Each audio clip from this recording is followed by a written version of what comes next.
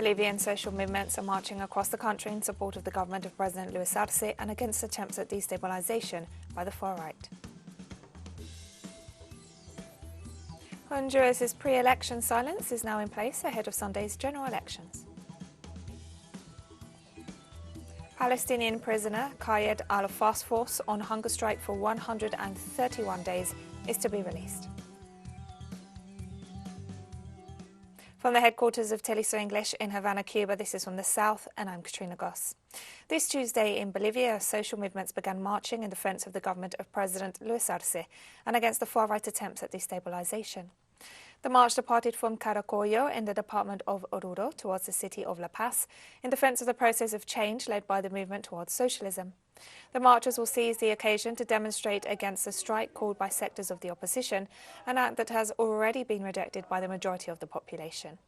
In this context, Fernando Camacho, promoter of the November 2019 coup and current governor of Santa Cruz, announced new mobilizations against the government and proclaimed himself the leader of a movement to impose federalism in Bolivia.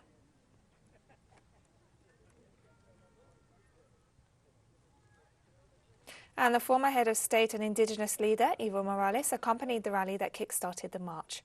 Morales took to Twitter to write, "The people united and their organizations and social movements from the countryside and the city begin this Tuesday 23rd the march for the homeland to defend our democracy and democratic government headed by Brother Luis Arce in the face of the internal conspiracy of the Bolivian right wing." And during the activity, President Luis Arce pointed out that the Bolivian people are committed to solving problems through democratic means.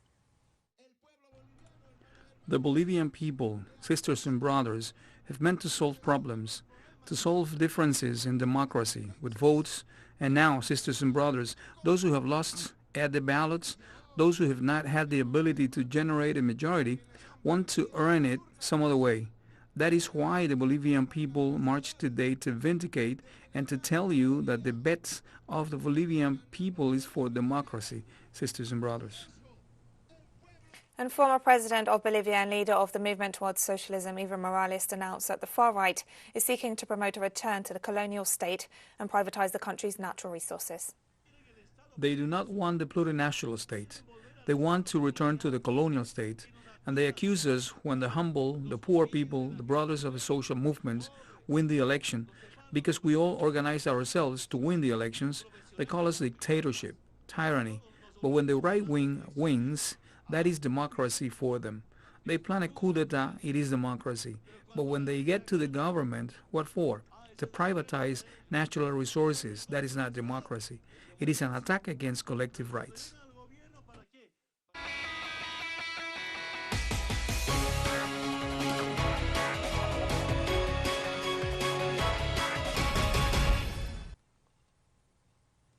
Venezuelan President Nicolas Maduro renewed the call for dialogue between different sectors in the country and assured that with the victory of the revolutionary forces on Sunday, his government will foster the Federal Council of Government with the participation of all political forces. The statement was made after learning the results of the regional and municipal elections, in which Chavista forces secured 20 state governorships, plus the mayor's office of Caracas. The head of state emphasized that by means of negotiation and constitutional respect, it is possible to advance by working together. Maduro recalled that one of the aspects most highlighted by international observers was precisely the participation of all political forces in these elections, representing an achievement of the talks hosted by Mexico between his government and opposition sectors. I make the same call for governors and mayors of the Great Patriotic Vote. Let's work with dialogue, with understanding. Let's work with goodwill and spirit. I offer my hand to those elected governors from the opposition to get together and design plans together and support the states that have presented, nominated and elected them. That's the call I make once again, with goodwill and positive spirit. During a press briefing, a spokesman for the Chinese Foreign Ministry congratulated Venezuela and its people for the stable and orderly elections and expressed China's commitment to fully respect Venezuela's sovereignty. China has been closely following the situation in Venezuela. We have seen the electoral process was stable and orderly. It is entirely an internal affair of Venezuela for the government and the people to conduct local elections in accordance with its constitution and laws. This should not be subject to senseless accusations and heavy interference from outside forces. China is consistently committed to the principle of non-interference in the internal affairs of other countries. We believe the Venezuelan government and people are capable of properly managing their internal affairs. China calls on all parties to respect the democratic system and practices in Venezuela and the independent election of its people, and to play a constructive role in solving the political challenges in Venezuela. On the occasion of the 5th anniversary of the peace agreement in Colombia, the country received on Monday the Secretary General of the United Nations, Antonio Guterres. The visit marks the anniversary of the historic 2016 peace accord reached between the Colombian government under President Juan Manuel Santos and the Revolutionary Armed Forces of Colombia People's Army following the talks hosted by Havana. The agreement sought to bring an end to the 50-year conflict in Colombia. It led to the effective dissolution of the Revolutionary Armed Forces as a guerrilla organization, beginning a social integration process for former combatants, while the FARC became a political party. This process is constantly sabotaged by the current government of President Ivan Duque. The UN Secretary-General highlighted the efforts for the consolidation of the agreement's main points, also the advances on the reconciliation between former guerrillas, the communities affected by the conflict and local authorities. Guterres was set to meet with the Colombian president and other authorities. And we'll be right back after this very short break. Don't go away.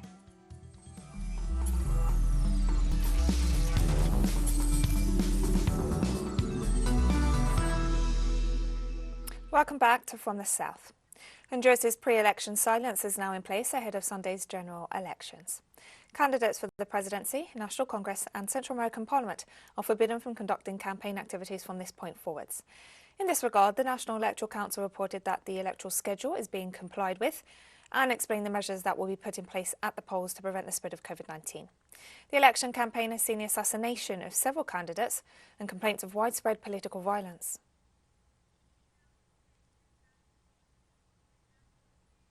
And a few hours after the electoral silence began and less than a week before the general elections, it was reported that the mayor of Azacualpa and his daughter had suffered an attack on their home.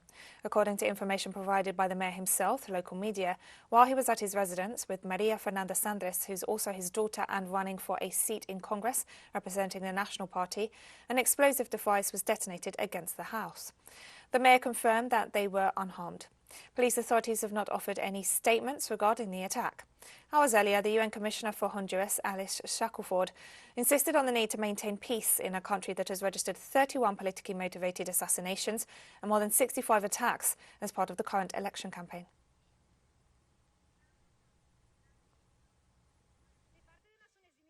From the United Nations, we have some very clear messages. First, go to vote. Voting is something critical. We hope all that develops in peace, and it is also important to wait. In the evening, when the ballot box closes, it is important that political actors, political leaders wait for the results to come out, because that is also important to manage the possible conflicts that may arise. But it is very, very important to keep calm, to be in peace, not only to vote, but also in the hour after, to wait quietly for the results, so that the process gets to an end in the best possible way. Peru's government is planning to close several mines in the southern Ayacucho region because of concerns over their environmental impact, a move that has sparked tensions with foreign mining companies and industry executives. Peruvian Prime Minister Mirta Vázquez met with executives from the industry to discuss the plans for the closure of several mines. Peru is the world's second largest producer of copper, an industry that's dominated by foreign companies. The United Kingdom metal company Hochschild Mining's shares sank 27% after the government of Peru announced its intention to stop the operations of its flagship mine in the country. Peru's mining industry has been linked to a string of environmental issues in recent years, including deforestation, pollution, and the mistreatment of environmental activists. Today we have a very important and interesting meeting with the National Society of Mining and Petroleum. We discussed with them several aspects, and above all, we have represented our point of view. On our part, we have expressed all of our will, as we have been repeating, to respect the legal security, the private investments, that we will not engage in any kind of unilateralism, because that is out of the question, but at the same time, also our position to take into account and support the demands of the people. So this dialogue has been quite fruitful. Top generals from Russia and the United States spoke over the phone on Tuesday, as reported by Russia's defense ministry. The talks come amid heightened tensions as the US and NATO continue the policy of military encirclement of Russia while providing arms and support to neighbouring Ukraine, fueling the conflict in the border area. The ministry said in a statement that Chief of Russian General Staff Valery Gerasimov and Chairman of the US Joint Chiefs of Staff Mark Milley discussed current questions of international security without providing further details. A statement from the Pentagon confirmed the call and said they discussed security-related issues of concern. It added that the phone call is a continuation of communication between both leaders to ensure risk reduction and operational deconfliction.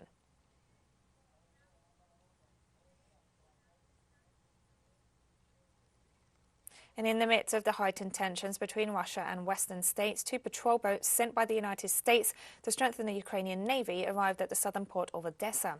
The 2 island-class patrol boats form part of Washington's security aid package to Ukraine. The move comes as Western powers continue to conduct acts of provocation in the Black Sea. On Tuesday, Russian President Vladimir Putin's spokesman said the Kremlin was concerned that Ukraine might be getting ready for an offensive in the east.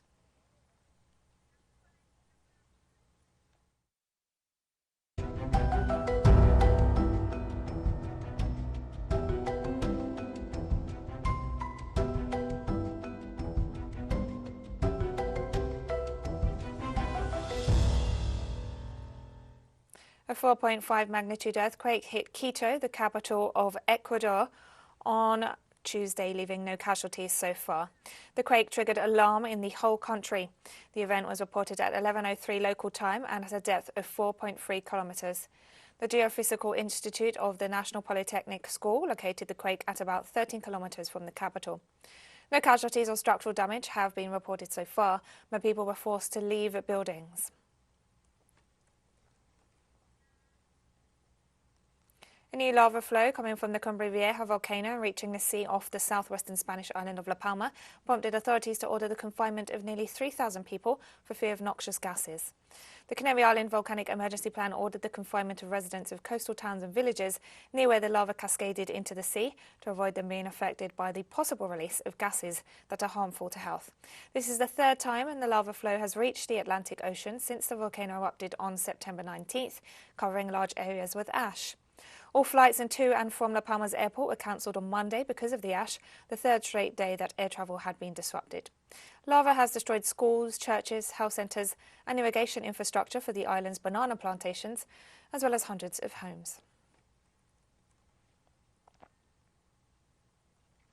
At least 30 people are dead or missing after flash floods that have been hitting southern India since Saturday. Rescue teams pulled out a dozen bodies after 3 buses were washed away in Andhra Pradesh state. A media outlet reported that at least 18 other people were still missing. Analysts stated unpredictable and extreme weather across South Asia is driven by climate change, aggravated by damming, deforestation and excessive development. Dozens have died since October in India after heavy rains triggered floods and landslides. At least 42 people were killed last month when heavy rains hit Kerala and authorities in the state halted entry to Sabarimala, one of Hinduism's holiest shrines, due to the heavy rains in the area. It has been more than 10-12 years since the lake became full, and this is the first time it has become overloaded, and the drains have been blocked. Due to the blocking of drains, water is overflowing, and it has rained very heavily too. Last night it also rained continuously from 7 p.m. to 10 p.m. and due to the blocked drains, it is overflowing like this. We can go inside the house as water has stagnated in front of it. All the groceries are inside and we have been outside the house since 10 o'clock last night. We are unable to go inside our home. And we have more stories coming up after this final short break. Stay with us.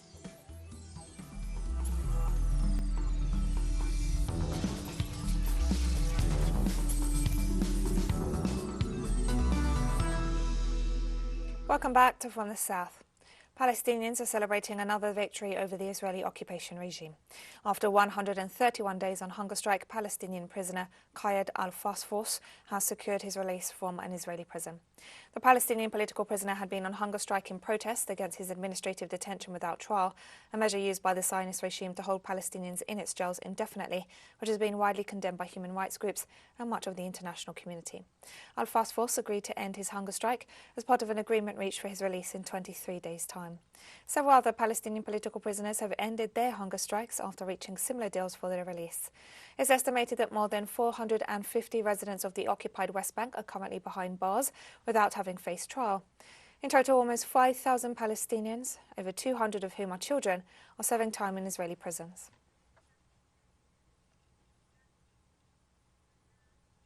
On Tuesday, Israeli occupation authorities tore down a Palestinian house on the edge of the Surbaha neighborhood southeast of Jerusalem. An Israeli military unit escorted 2 bulldozers that cordoned off and demolished a 3-story building. Israel demolishes Palestinian homes on a regular basis in occupied Jerusalem, as well as in the West Bank, while expanding Jewish settlements in violation of international law.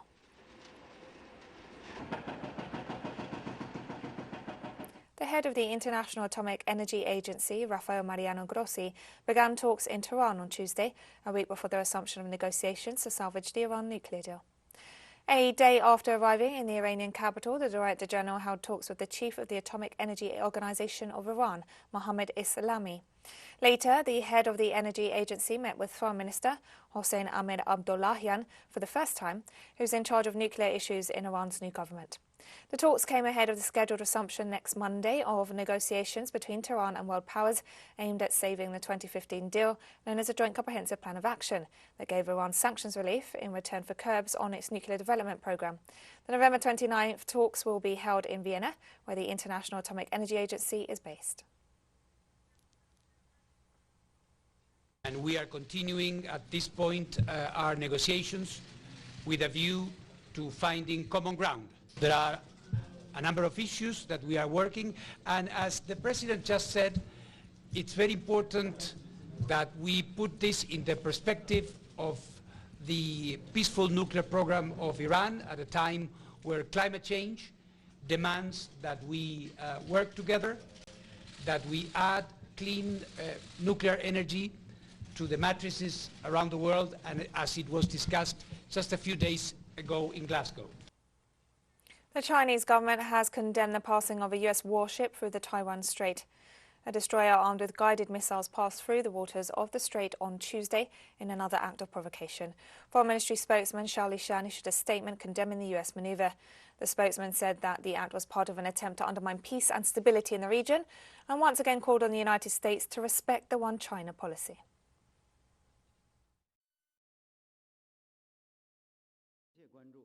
Warships of the United States have repeatedly flaunted their strength and provoked troubles in the Taiwan Strait, recently in the disguise of free navigation.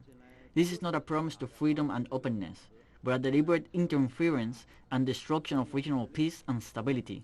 This is clear and obvious to the international community. South African President Cyril Ramaphosa welcomed his Kenyan counterpart Uhuru Kenyatta, who's on a 2-day state visit in South Africa. Kenya is one of South Africa's largest trading partners in Africa, outside the 15-nation Southern African Development Community. Official statistics show that South Africa exported about $500 million worth of goods to Kenya in 2020, compared to imports of about $22 million. Meanwhile, more than 60 South African companies are operating in Kenya.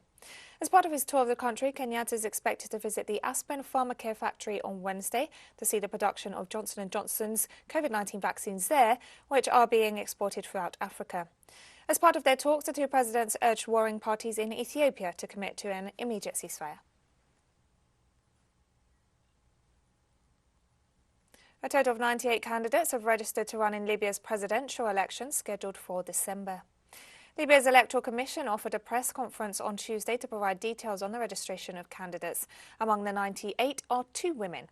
The most notable hopefuls include Saif al-Islam Gaddafi, the son of slain leader Muammar Gaddafi, and Khalifa Haftar, leader of the self-styled Libyan National Army in control of the country's eastern parts of the south. Also in the running are former Interior Minister Fathi Bashagna and Prime Minister Abdul Hamid Dbeibah of the interim UN-brokered Government of National Unity. The polls come as the UN seeks to end a decade of violence that has rocked the oil-rich nation since the NATO-led intervention in the country and the assassination of Gaddafi in 2011.